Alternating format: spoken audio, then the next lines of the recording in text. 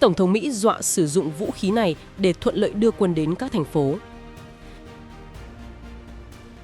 Theo Politico, trong cuộc họp báo tại Nhà Trắng, Tổng thống Donald Trump tuyên bố ông sẵn sàng kích hoạt đạo luật chống nổi loạn, Insurrection Act, nếu tình hình trong nước trở nên mất kiểm soát. Ông nói, chúng ta có đạo luật này là có lý do, dù đến nay chưa cần dùng, nhưng nếu người dân đang thiệt mạng mà tòa án, thống đốc hay thị trưởng ngăn cản chúng tôi hành động, chắc chắn tôi sẽ làm. Nhà lãnh đạo nhấn mạnh, mục tiêu của ông là bảo vệ tính mạng người dân và đảm bảo an toàn cho các thành phố, dù động thái này được cho là nhằm né tránh các phán quyết bất lợi của tòa án. Tuyên bố của ông Trump được đưa ra trong bối cảnh chính quyền bang Illinois và Oregon vừa nộp đơn kiện nhằm ngăn Nhà Trắng triển khai vệ binh quốc gia tới Chicago và Portland, cho rằng kế hoạch này rõ ràng vi phạm pháp luật. Cùng ngày, Tòa án Liên bang ở Portland cũng ban hành lệnh tạm thời cấm chính quyền Trump điều động lực lượng tới khu vực này, sau khi trước đó Nhà Trắng bị cáo buộc phớt lờ lệnh cấm tương tự. Đạo luật chống nổi loạn được thông qua từ năm 1807, cho phép Tổng thống Mỹ sử dụng quân đội liên bang hoặc vệ binh quốc gia để trấn áp các vụ bạo loạn, nổi dậy hoặc tình trạng vô chính phủ trong nước. Đây là công cụ pháp lý mạnh mẽ, hiếm khi được sử dụng và thường gây tranh cãi vì liên quan đến việc triển khai quân đội chống lại công dân Mỹ. Trong chiến dịch tranh cử năm 2024, ông Trump từng tuyên bố sẽ dùng đạo luật này để dẹp các phong trào bạo loạn nếu tái đắc cử. Cuối nhiệm kỳ đầu tiên, một số người ủng hộ cực hữu của ông cũng kêu gọi Trump viện dẫn đạo luật để duy trì quyền lực sau khi thất bại trước ứng viên Dân Chủ Joe Biden. Phát ngôn mới nhất của ông Trump cho thấy khả năng ông sẽ tái sử dụng đạo luật 1807 như một công cụ chính trị nhằm củng cố quyền lực, bất chấp những tranh cãi pháp lý và phản ứng gay gắt từ các bang do Đảng Dân Chủ kiểm soát.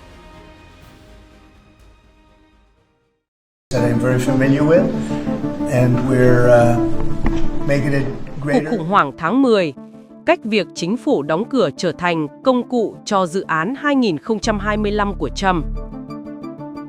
Phát biểu lịch sử ngày 6 tháng 10, một tuyên ngôn. Bài phát biểu của Tổng thống Trump vào ngày 6 tháng 10 năm 2025 được truyền đi từ phòng bầu dục không phải là một bài diễn văn chính trị thông thường, mà là đỉnh điểm của một tuần leo thang có chủ ý.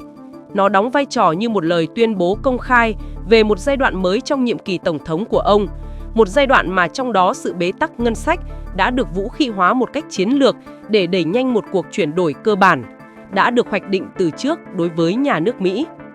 Phân tích này lập luận rằng, việc chính phủ đóng cửa không phải là một thất bại chính trị cần được giải quyết, mà là một công cụ chính trị đang được sử dụng để thực thi cương lĩnh cấp tiến của dự án 2025 dưới vỏ bọc của một cuộc khủng hoảng. Sự kiện này đánh dấu một thời điểm quyết định khi các mục tiêu ý thức hệ dài hạn của chính quyền được hợp nhất một cách công khai với các hành động chính trị tức thời. Câu chuyện được định hình xung quanh cuộc đấu tranh chính trị công khai với Đảng Dân Chủ về ngân sách và cuộc chiến hành chính ít được chú ý hơn nhưng có hậu quả sâu sắc hơn đang được tiến hành chống lại chính các thể chế của chính phủ. Do đó, bài phát biểu ngày 6 tháng 10 biểu thị thời điểm chính quyền Trump chuyển từ những lời lẽ khoa trương sang việc thực thi công khai một kế hoạch nhằm giải cấu trúc bộ máy quan liêu liên bang và củng cố quyền hành pháp. Việc đóng cửa chính phủ được sử dụng như đòn bẩy chính và dự án 2025 là bản kế hoạch chi tiết. Lời kêu gọi đưa nước Mỹ vĩ đại trở lại giờ đây đang được chuyển hóa thành một cuộc tháo dỡ có hệ thống đối với bộ máy nhà nước. Phân tích một bế tắc, việc chính phủ đóng cửa năm 2025 như một cuộc khủng hoảng được dàn dựng. Phần này xem xét nguồn gốc và động lực chính trị của việc đóng cửa chính phủ, lập luận rằng việc kéo dài của nó bất chấp sự kiểm soát thống nhất của Đảng Cộng Hòa tại Quốc hội, cho thấy đây là một cuộc khủng hoảng được dàn dựng. Việc chính phủ đóng cửa chính thức bắt đầu vào ngày 1 tháng 10 năm 2025, sau khi Quốc hội không thông qua được ngân sách, với điểm tranh cãi trung tâm là yêu cầu của Đảng Dân Chủ về việc gia hạn các khoản trợ cấp Obamacare. Bối cảnh quan trọng là Đảng Cộng Hòa kiểm soát cả Hạ viện và Thượng viện. Điều này mâu thuẫn với kịch bản tiêu chuẩn về việc đóng cửa do chính quyền bị chia rẽ và củng cố cho lập luận rằng sự bế tắc đã được Nhà Trắng cho phép để tạo cớ cho các hành động cấp tiến hơn. Tổng thống Trump ngay lập tức đổ lỗi cho Đảng Dân Chủ, gọi đây là cuộc đóng cửa của Đảng Dân Chủ và định hình nó không phải là một sự kiện tiêu cực, mà là một cơ hội tích cực để loại bỏ các khoản chi tiêu không cần thiết và định hình lại chính phủ. Ông tuyên bố, Tôi không thể tin rằng Đảng Dân Chủ cánh tả cực đoan đã cho tôi cơ hội chưa từng có này. Thay vì đàm phán để mở cửa chính phủ, Tổng thống lại gặp giám đốc ngân sách của mình, Roosevelt, để lên kế hoạch cho các đợt cắt giảm và sa thải vĩnh viễn. Mục tiêu không phải là chấm dứt việc đóng cửa, mà là tận dụng nó. Cuộc khủng hoảng đóng cửa trở thành lời biện minh cho giải pháp thực hiện các mục tiêu của dự án 2025. Trong khi đó, việc đóng cửa đã bước sang ngày thứ 6, gây ra nỗi đau đáng kể cho công chúng Mỹ, khiến hàng trăm ngàn nhân viên liên bang phải nghỉ phép không lương và có nguy cơ gây thiệt hại kinh tế tương đương với khoản lỗ 11 tỷ đô la từ lần đóng cửa năm 2018 đến 2019. Kích hoạt kế hoạch, dự án 2025 chuyển từ lý thuyết sang thực tiễn. Phần này trình bày các nguyên lý của dự án 2025 và liên kết các hành động của chính quyền trong thời gian đóng cửa trực tiếp với bản kế hoạch này. Giải cấu trúc dự án 2025. Dự án 2025 là một bản kế hoạch chi tiết do Quỹ nêu cảo Heritage phát triển nhằm củng cố quyền hành pháp. Các mục tiêu chính bao gồm phân loại và sa thải hàng loạt công chức theo bảng F, tức là Schedule F, để thay thế họ bằng những người trung thành về mặt chính trị, giải thể hoặc cắt giảm ngân sách các cơ quan liên bang như Bộ Giáo dục và EPA, và tập trung hóa quyền kiểm soát đối với các cơ quan độc lập, bao gồm cả Bộ Tư pháp, tức là DOJ, dưới quyền Tổng thống. Một trục xoay chiến lược, từ chối bỏ đến chấp nhận. Trong chiến dịch tranh cử năm 2024, ông Trump đã công khai giữ khoảng cách với dự án 2025, gọi nó là lỗ bịch. Nay, vào tháng 10 năm 2025, ông lại công khai ăn mừng cuộc họp của mình với Roosevelt, người của dự án 2025 nổi tiếng, để lên kế hoạch cắt giảm các cơ quan. Sự đảo ngược công khai này báo hiệu sự kích hoạt chính thức của dự án. Thực hiện kế hoạch. Giám đốc OMB Roosevelt, một kiến trúc sư chủ yếu của dự án 2025, là nhân vật trung tâm thực hiện kế hoạch. Các hành động cụ thể được thực hiện phù hợp trực tiếp với kịch bản của dự án 2025. Chính quyền đã chuyển từ việc cho nghỉ phép tạm thời sang việc sa thải vĩnh viễn các nhân viên liên bang, điều mà ông Trump xác nhận rằng đang diễn ra ngay lúc này. Đây là sự thực thi trực tiếp khái niệm bảng F. Nhà Trắng cũng đang hoàn thành danh sách các cơ quan bị nhắm tới cắt giảm, phản ánh mong muốn của ông Trump cắt giảm các cơ quan nhà tướng chính phủ mà ông gọi là một trò lừa đảo về chính trị. Chính quyền đang khai thác sự hỗn loạn của việc đóng cửa để bỏ qua các luật lệ bảo vệ công chức khỏi các vụ sa thải hàng loạt có động cơ chính trị, bằng cách đánh đồng nghỉ do phiếu kinh phí với lý do chấm dứt hợp đồng. Chính quyền đang cố gắng thiết lập một tiền lệ mới. Đó là một tổng thống có thể sử dụng một tranh cãi ngân sách để thanh lọc vĩnh viễn lực lượng lao động liên bang. Học thuyết gây sốc kinh tế, dược phẩm, thuế quan và sự ép buộc nước Mỹ trên hết. Các chính sách kinh tế song song đang được theo đuổi một cách quyết liệt dưới vỏ bọc của cuộc khủng hoảng chính trị trong nước, thể hiện một chiến lược nhất quán sử dụng đòn bẩy kinh tế cưỡng chế. Cuộc chiến chống lại sự ăn bám toàn cầu trong ngành dược phẩm. Chính quyền đã phát động một chiến dịch nhằm buộc các công ty dược phẩm phải giảm giá thuốc tại Mỹ, yêu cầu định giá theo tối huệ quốc, tức là MFN. Theo đó, người Mỹ sẽ không phải trả nhiều hơn mức giá thấp nhất được cung cấp ở các nước phát triển khác. Nhà Trắng đã gửi thư đến 17 CEO dược phẩm lớn, đe dọa sẽ triển khai mọi công cụ trong kho vũ khí của chúng tôi nếu họ từ chối. Công cụ chính là mối đe dọa và việc áp đặt thuế quan đối với thuốc và nguyên liệu dược phẩm nhập khẩu. Chiến thuật này đã gây ra sự sụt giảm của cổ phiếu ngành dược, nhưng lại được CEO của Pfizer tán thành như là một công cụ mạnh mẽ để thúc đẩy hành vi, sau khi công ty của ông ấy được miễn thuế quan để đổi lấy cam kết đầu tư 70 tỷ đô la Mỹ vào Mỹ. Thuế quan như đòn bẩy nhà nước. Phân tích này cũng xem xét niềm tin của ông Trump vào sức mạnh, vụ bạo của thuế quan như một công cụ chính để đạt được các mục tiêu kinh tế và đối ngoại. Cách đã được trình bày trong một bài phát biểu trước đó, nơi ông bảo vệ thuế quan đối với Canada và Mexico, nói rằng có thể sẽ có một chút xáo trộn, nhưng chúng tôi chấp nhận điều đó. Chiến lược này tạo ra sự biến động thị trường đáng kể và nhằm mục đích buộc các công ty phải chuyển sản xuất về Mỹ. Cùng logic sức mạnh vũ bạo được sử dụng để đe dọa các công ty dược phẩm bằng thuế quan, đang được áp dụng vào bộ máy quan liêu liên bang bằng các vụ sa thải. Phản ứng của Đảng Dân Chủ. chống lại một chiến dịch hỗn loạn và trả thù. Phần này phân tích phản ứng chiến lược và hùng biện từ các nhà lãnh đạo Đảng Dân Chủ. Các nhà lãnh đạo Dân Chủ, Hakeem Jeffrey và Chuck Schumer đã định hình hành động của ông Trump như một chiến dịch hỗn loạn và trả thù vô tận. Mang tính trừng phạt, họ cho rằng ông Trump đang đối xử với những người lao động như những thiệt hại phụ bằng cách sa thải các nhân viên liên bang và chặn đứng các dự án hạ tầng quan trọng ở các tiểu bang xanh. Đảng Dân Chủ đã nhiều lần tuyên bố sẵn sàng tìm kiếm một con đường tiến lên lưỡng đảng, nhưng bị cản trở bởi sự từ chối đàm phán của Tổng thống. Cuộc xung đột chính trị hiện tại về cơ bản là bất cương xứng. Đảng Dân Chủ đang cố gắng sử dụng các công cụ truyền thống của đàm phán lập pháp để chống lại một chính hành pháp đang hoạt động bên ngoài những chuẩn mực đó. Chiến lược của họ dựa trên giả định rằng cả hai bên đều quan tâm đến một giải pháp đàm phán. Chính quyền Trump đã bác bỏ tiền đề này. Họ không tìm kiếm một giải pháp, họ đang theo đuổi một mục tiêu, thực hiện dự án 2025, và việc đóng cửa là phương tiện để đạt được mục tiêu đó. Phân tích và triển vọng, ý nghĩa lâu dài của cuộc khủng hoảng tháng 10. Phần kết luận này tổng hợp các phát hiện và khám phá những hậu quả lâu dài của những sự kiện này. Sự xói mòn của dịch vụ công chức chuyên nghiệp. Việc sa thải vĩnh viễn có động cơ chính trị đối với các nhân viên liên bang đánh dấu một đòn chí tử đối với khái niệm về một dịch vụ công chức phi tàng đảng, có thể dẫn đến một chính phủ được biên chế bởi những người trung thành thay vì các chuyên gia. Quyền hành pháp không bị kiểm soát. Việc sử dụng thành công việc đóng cửa để ban hành một chương trình nghị sự cấp tiến đã tạo ra một tiền lệ nguy hiểm, cho thấy một tổng thống có thể bỏ qua quy trình lập pháp bằng cách tạo ra một cuộc khủng hoảng. Tương lai của xung đột chính trị. Các sự kiện của tháng 10 năm 2025 báo hiệu một giai đoạn mới, tàn bạo hơn của cuộc chiến chính trị, nơi các chuẩn mực ý thể không còn là hàng rào bảo vệ, mà chính chúng lại trở thành mục tiêu. Hàm ý quốc tế.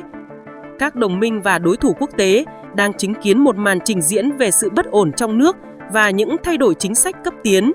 Điều này có thể làm suy yếu độ tin cậy của các cam kết của Mỹ, tạo ra sự không chắc chắn về kinh tế thông qua các chính sách thương mại khó đoán định và đặt ra câu hỏi về sự ổn định của các thể chế dân chủ Mỹ.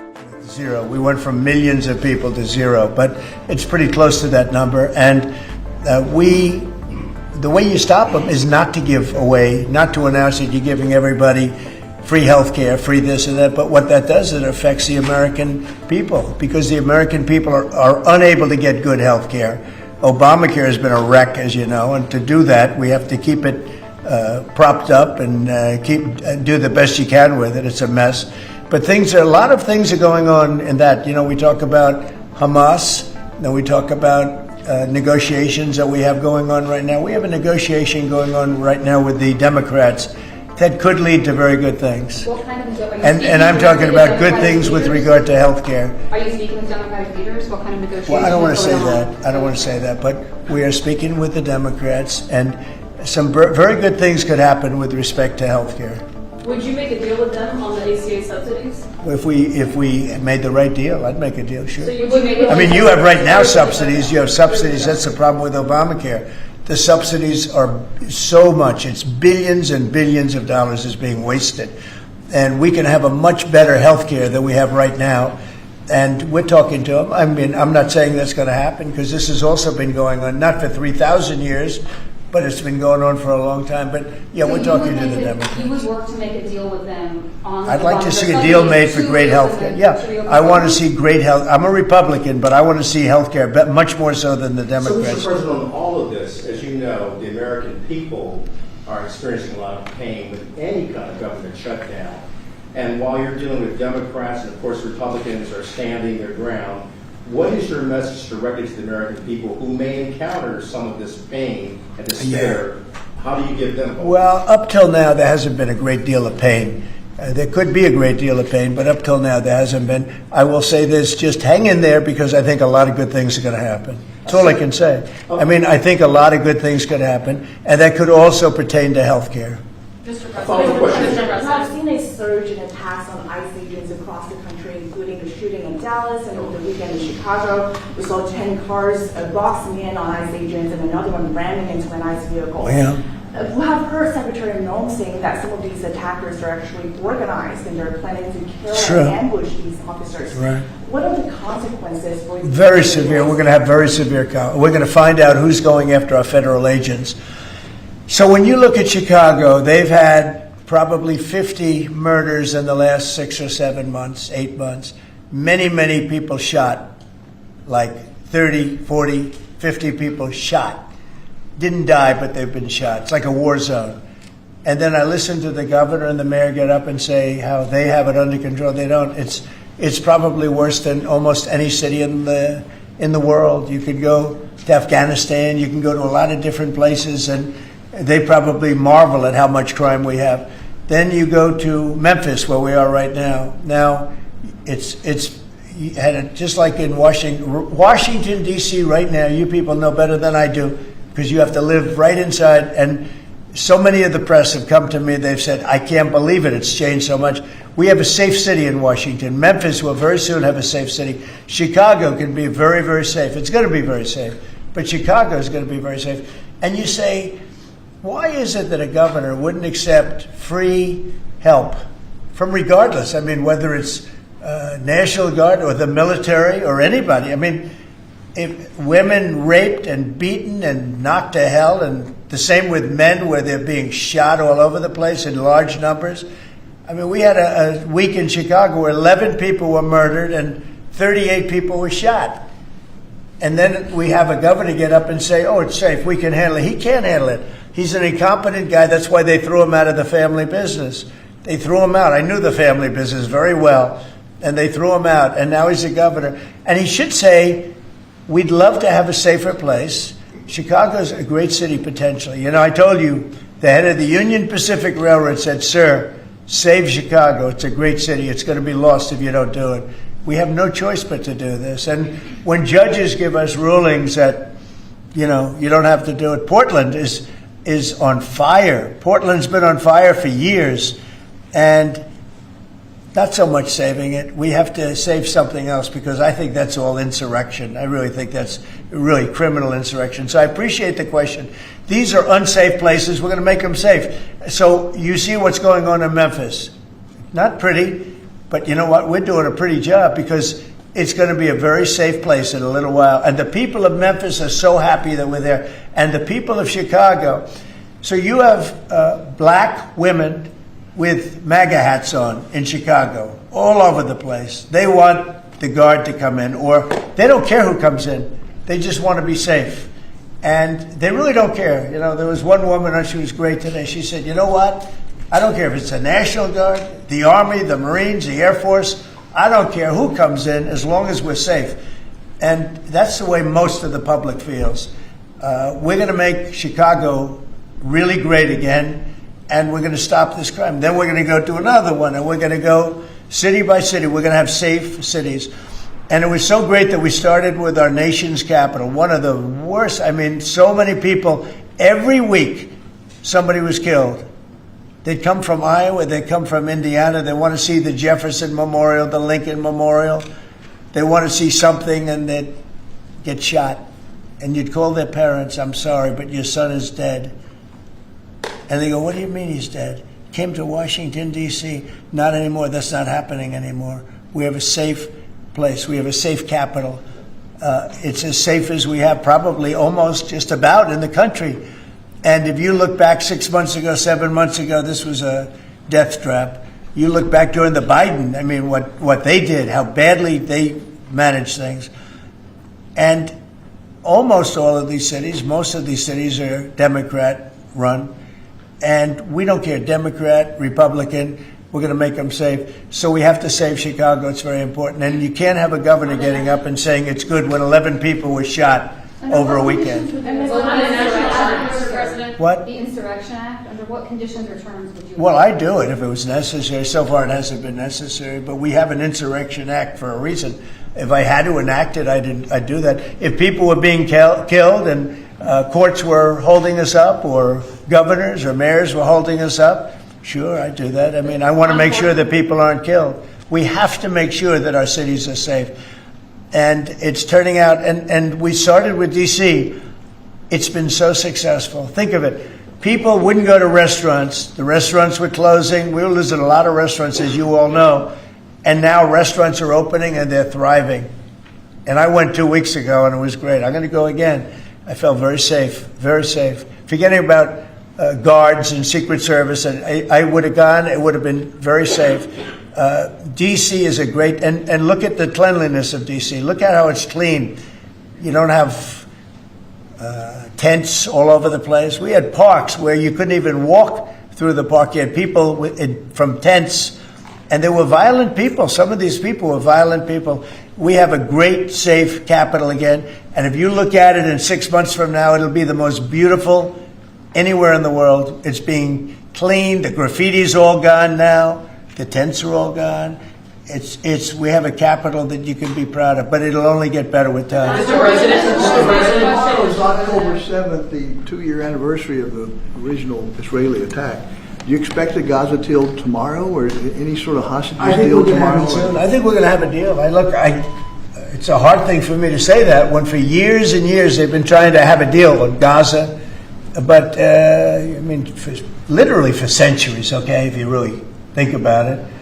But we're going to have a Gaza deal, I'm pretty sure, yeah. And what are you hearing from the talks about the talks? Well, I'm the one that got the hostages back. Remember that, you know? I'm the one that... I was going to ask you that. Yeah, I got them back. Israeli citizens are celebrating what you've accomplished in this deal. Should it come through, there will be a lot of celebration on the streets of Israel. The hostages' families, have they been in contact with you with regard to this deal that could happen? They're so happy about it. It's like they can't breathe. One said, I can't breathe. You know, it's very sad because you have hostages and you have people that are no longer living. But the parents, and I've said this to you many times, the parents want the bodies of their boy back, the bodies of, you know, their loved one back. In most cases, they're young men, and they're dead. And there's probably 32 or so, about that number. Nobody knows exactly what the number is. They want that body back as much as if their son were alive. I've been with them. You know, many have come to the White House, to the Oval Office. I've been with many of the people that I got released.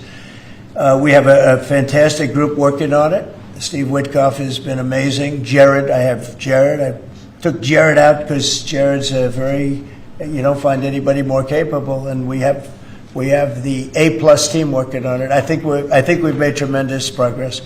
And yeah, the people of Israel wanted to happen, but the people related to hostages, I mean, you see in Israel tens of thousands of people.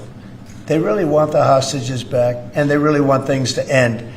And I think Hamas now has been, all I can say is they've been fine. They've been fine. I hope it's going to continue that way. I think it will. I really think we're going to have a deal. We have a really good chance of making a deal, and it'll be a lasting deal. We want to have peace. This is beyond Gaza. Gaza is a big deal, but this is really peace in the Middle East. And the amazing thing is we have every Arab country, every Muslim country. We have every country surrounding. They all want. I spoke with President Erdogan of Turkey. He's fantastic. He's been pushing very hard. He's a very powerful guy. And he's been pushing very, very hard to get this deal done. And Hamas has a lot of respect for him. They have a lot of respect for Qatar. They have a lot of respect for UAE and Saudi Arabia. We have, everybody is on our side to get this deal done. There's never been anything like it. Nobody's ever seen it. There's always been like 80% of them don't want something done. I think virtually, we even had a very strong signal, as you know, from Iran. They'd like to see this done. Mr. President, yes. Mr. President, Governor Abbott offered up the Texas National Guard to you. Have you had any other conversations with other red state governors? They're willing to offer. Every one of them is willing to offer whatever we need. We thank Governor Abbott of Texas. Every one of the red state, as you call them, red state governors is willing to give whatever we need because they want our agents protected. You know, these ICE agents have a tough job. They have to go in and get, in many cases, stone cold criminals, hardened criminals, long-time criminals. And every, essentially, Republican governor has offered up whatever we need. And some Democratic governors also. Daniel? Yeah, Mr. President, thank you. Quick question on the subject of the order. The Biden administration, previously speaking, they shut down Alaska for business. You reversed that, you reversed it on day one, you opened it up, going after all the critical minerals. This mission of yours, Secretary Burgum, Secretary White, to boost our own independent production of critical minerals, rare earths. Can you just talk about how important that is over the next 4 years, sir? Well, it's very necessary. You know, in the past, we were able to go to other countries, buy whatever we want, but all of a sudden, if those countries are hostile, and by the way, China hasn't been. We've made deals with China. You know, they approved the TikTok deal. Everyone said you'd never get the TikTok deal approved. They approved it, and we have great people buying it. Big, strong American companies are buying it, the most prestigious companies there are, actually, and they're going to make sure everything's good. But President Xi was great. He approved it. So I'm not saying hostile, but it's good to have our own minerals. And, you know, we create a tremendous value by creating a road. We build a road that only we can do because we have the rights to do it, number one, and we have the power to do it. And so we build a road that's over 200 miles long through a very beautiful area of the world. Actually, it's incredible. When you look at it, it's incredible. But a rough area from the standpoint of building. So we get a road done. And with that, we unleash billions and billions of dollars of wealth. It's pretty amazing when you think of it. And it's wealth that we need if we're going to be the number one country. You know, we're number one now with AI. You probably read. We're beating everybody with AI at levels that nobody ever thought even possible. And one of the reasons we are is because of energy. So our grid is old and tired, like most grids are. They get old with time. I mean, you know, the older you are, the older the grid gets, right? But I've allowed the people building AI or other plants, other types of plants, but AI in particular, because they need so much electricity, I've allowed them to build their own power. And it's been amazing. They're building massive plants, and with the plant, they're building their own electricity. They've become a utility in a sense. I said, maybe you'll do better with the utility than you do with the AI. I don't know. But we're letting them build their own electricity. So we don't have to worry about the grid. We don't have to worry about anything. And they're going to build it in such a way that if they have excess capacity, they're going to put it back into the grid. It's pretty amazing. So when they build, we're giving them permits to build their own electric power plants, and it's incredible when you see what they're doing. And because of that and other things that we're doing, we're leading every country.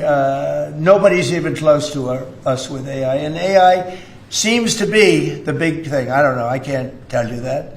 There are a lot of people building, and a lot of people have high stock prices because of AI. So a lot of people think it's great stuff. And I think it's great stuff. I look at it as it's amazing what it can do.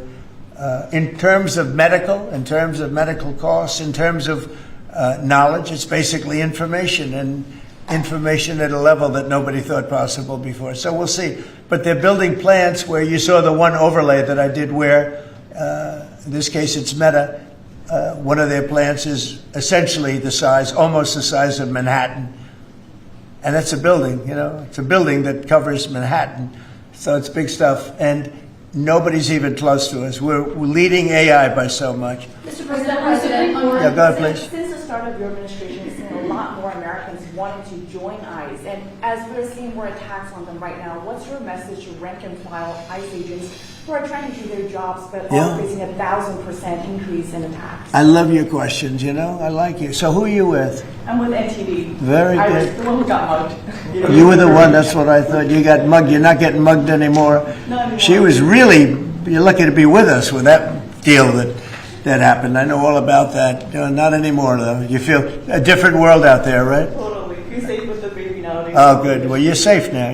Nobody's going to be hurting you in any way. Thank you, Mr. President. Okay, thank you very much. Mr. President, on the Supreme Court today. Thank you. So the bottom line on your question, we're just going to make things real safe. We're going to have a country that you can be proud of, not a country that you read about every day where somebody gets mugged from behind or hit over the head with a baseball bat. Those people aren't with us any longer. Yeah, please. Mr. President, yes. Thank you very much. Thank you, Mr. President. On today's call with Lula from Brazil, Yeah. are you considering lowering tariffs after the call? Well, I had a great talk with the president of Brazil, who's a good man. I met him actually at the United Nations. I was going up to make a speech and I didn't have a teleprompter. I was walking up to my teleprompter. I said, I don't have a teleprompter. But just before that, I met with President Lula, and I found him to be very good. I mean, we had a very good talk for about, 2 minutes. And then I went up to make a speech, and I was surprised to see, how would you like that one, Doug? I've got every leader in the world sitting out there. My teleprompter isn't on. You know why, Daniel? Because it was a rigged deal.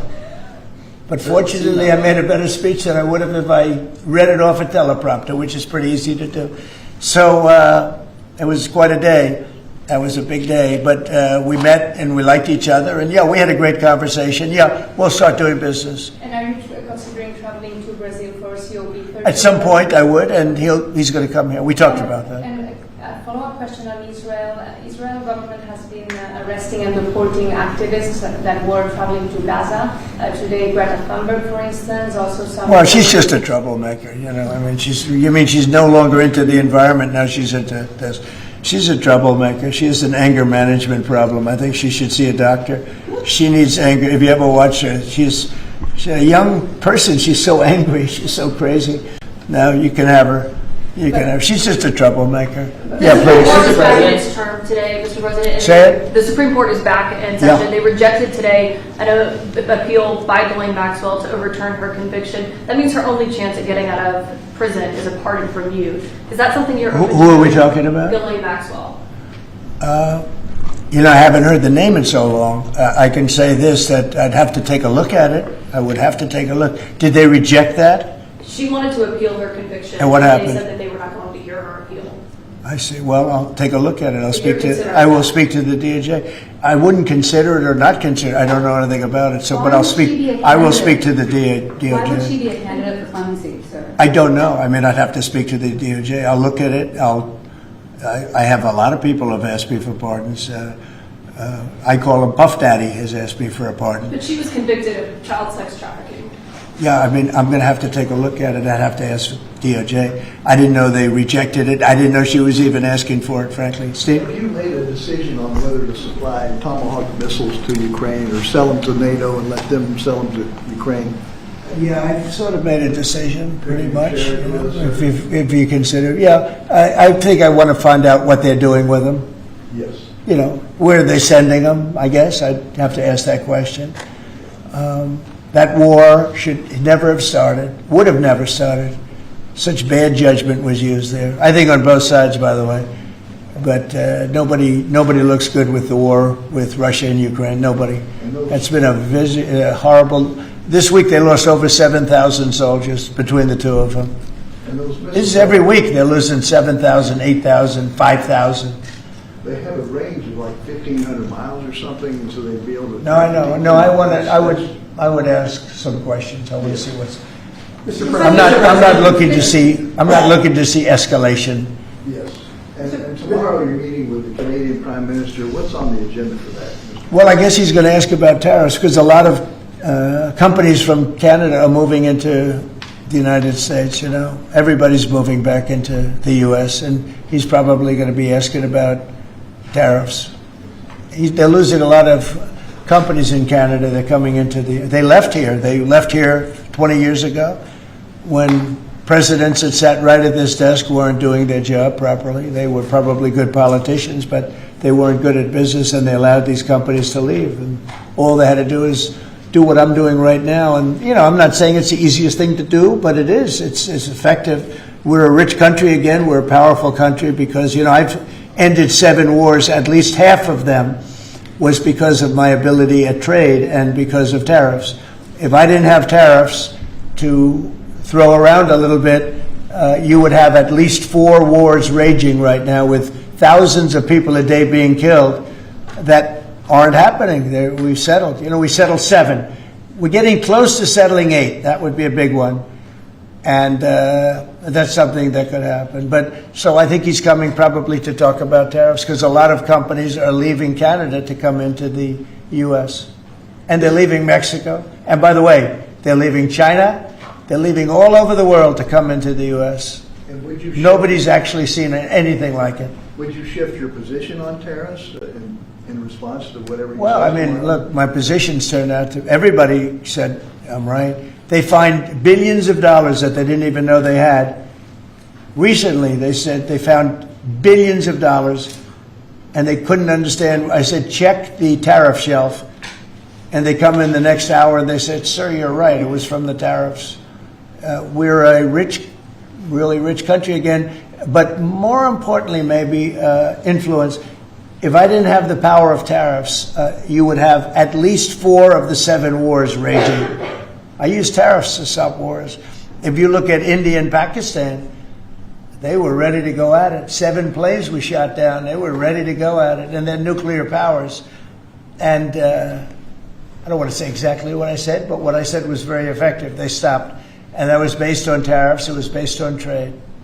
Tariffs are very important for the United States. We are a peacekeeper because of tariffs. Not only do we make, hundreds of billions of dollars, but we're a peacekeeper because of tariffs. Mr. President. On the shutdown, Mr. President, the shutdown that occurred during your first term lasted 35 days. Yeah. How long do you expect this shutdown to go? Well, you don't know. Look, I can say this, that it would have not happened except for the Democrats. The Democrats are very foolish. They've lost their way. And we have a new thing now when you look at, it's called crime. It's called absolute, as Biden would say, well, I won't say what he would have said. Remember what he said? It's a 3-letter word. No. Remember that one? Everybody say, what was that all about? He probably meant exclamation point or something after the word. But this is a 5-letter word, crime. C-R-I-M-E. And we want to put it out and are putting it out. And they don't. They don't seem to care about it, but they do care. I believe that Pritzker and this mayor of Chicago that like to say about they don't have it under control. Not only is it not under control, it's the opposite. And I believe they're afraid, they're scared for their lives. I believe that the Portland people are scared. You look at what's happened with Portland over the years, it's a burning hellhole. And then you have a judge that lost her way, that tries to pretend that like there's no problem. Actually, she's not even saying that. There's a huge problem in Portland. I'll tell you what the problem is, crime. Okay, crime. It's a huge problem in Chicago. It's called crime. And we want to put out the crime, and they want to inflame the crime. And why they want to, I don't know. But it could be that Pritzker is scared for his life. Yeah. You placed that judge on the UN. Do you have an update on the investigation into what happened to you at the UN last month? And also, what's your message to Americans who are concerned about your and your family's safety as you're very out in public attending? Yeah, I am out there. There's no question about it. Well, at the UN, we had a problem with the teleprompter. We had another problem that nobody has actually talked about. The people in the room didn't hear my speech. Did you know that? The people in the room, they didn't have any loudspeakers, and they didn't hear my speech. And I thought I made a really good speech. I mean, considering I didn't have the use of teleprompter, which is unusual. But I made a speech. I could have walked off the stage. I guess most people, Doug, I think most people would have just said, we'll see you in about a half an hour, right? But, they obviously turned off I think they turned off the teleprompter. But there was a reason that it didn't work. I actually know the reason. They didn't let the teleprompter person into the room. Okay, which is essentially the same thing. So I made a speech. It turned out to be a very good speech, got good reviews. I went out to the audience after the speech. I saw my wife. I said, how good was that speech? Was that unbelievable or what? She said, I didn't hear a word you said. I said, what do you mean? She was sitting in the front. I said, what do you mean? She said, you couldn't hear anything that you said. The speakers were turned off. So I think that's pretty bad stuff, right? Especially since we support most of the United Nations. And yet I still want to keep it in New York. Because I think the United Nations has tremendous potential. If properly run, the United States has tremendous potential. But think of this. I settled 7 wars. I never spoke to the United Nations about it. Not one of them. You look at, and those were wars that were raging a long time. And in many cases. And I settled 7. I never heard from the United. They didn't help me. They should be able to settle the wars. I shouldn't have to be settling the wars. Yeah, please. I think last week you signed the security guarantees for Qatar. Yeah. Do you see any role for the Senate in that? Do they have to vote on that, or do you think? Well, I wouldn't mind if they did. If they want to, they'd let me know. Nobody said that. But guitar's been very, very helpful to us in this process. And I think you'll find that. I think maybe the most influential, very strong. With Hamas, they're very strong. And Turkey's likewise been helpful. I mean, honestly, UAE, Saudi Arabia, everybody's been helpful. I just spoke today with the King of Jordan, and he's been terrific too.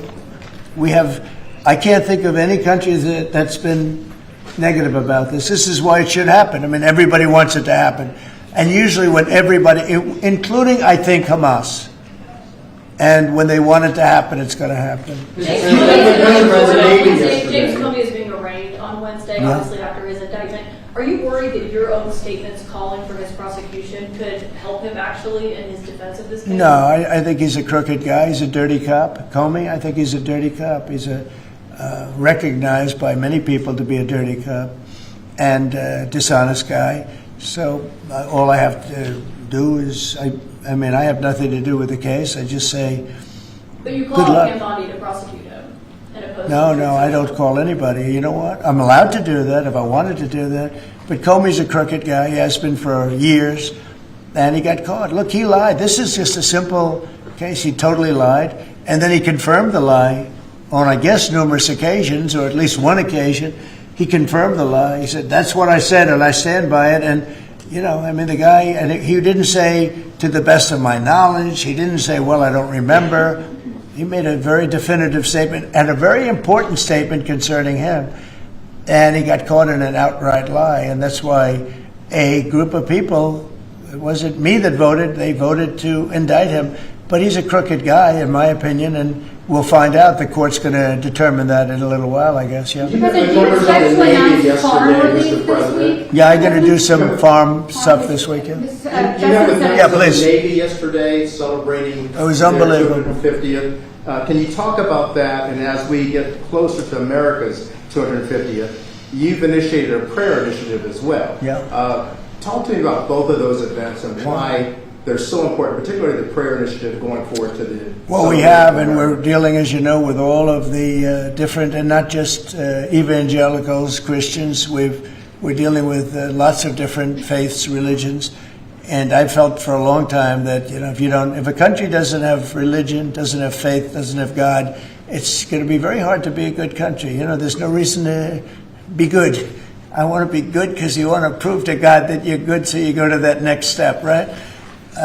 So that's very important to me. I think it's really very important. And yesterday was amazing. We went to the naval base, the largest in the world, actually, and I saw things that were incredible. The level of I don't want to use the word weapons, but they are weapons. Is the technology on these planes, on the carriers, on all of the different things that we saw.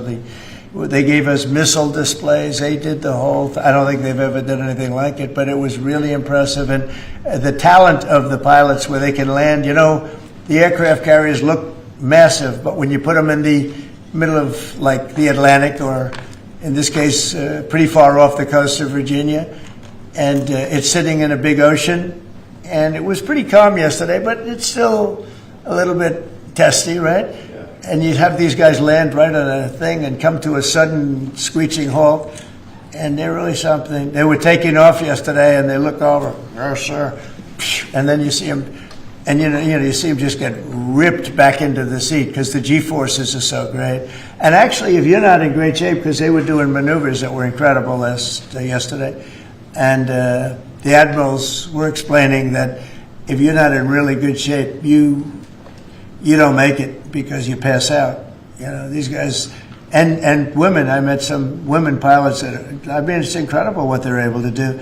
So we saw something that was great, and you saw the spirit, because we had for a couple of thousand, I think they had probably 22,000, largely sailors, all dressed in the most beautiful white. There wasn't a spot on any of those uniforms. I looked at them, it was just a wave of white. And it was a great crowd and great reception. So, getting back to a very important question that was asked, when you go back a year ago, people weren't joining the armed forces. They weren't joining the Army, Navy, Air Force, Marines, the Coast Guard, Air Force.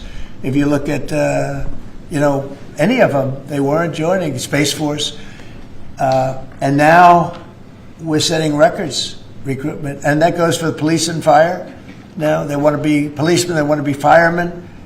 And firemen, people don't mention them, but they're incredible. I know so many of them, they're brave as hell. I wouldn't want to do it, tell you. But they weren't able to recruit. The police weren't able to recruit. And the military wasn't able to recruit. We were really off. And I got elected, and it really started on November 5th. I got elected, and somehow the country developed a spirit. Financially, yes, but also with the military. And now we have record levels of people wanting to be in. Every force is filled. We have waiting lists to get into the Marines, to the Army, to the Navy, to the Air Force. We have Coast Guard. We have waiting lists to get in. It's amazing, actually, what's happened. We have a country it was a dead country, and I say it all the time. We had a dead country 1 year ago. Now we have the hottest country anywhere in the world. And it's nice to see you. I've watched you for years on television, so it's nice to meet you. Thank you very much, everybody. Thank you, press. Thank you, press. Let's go. Thanks, guys. Thank you, guys. Thanks, guys. Let's go. Let's go. Let's go. Thank you, guys.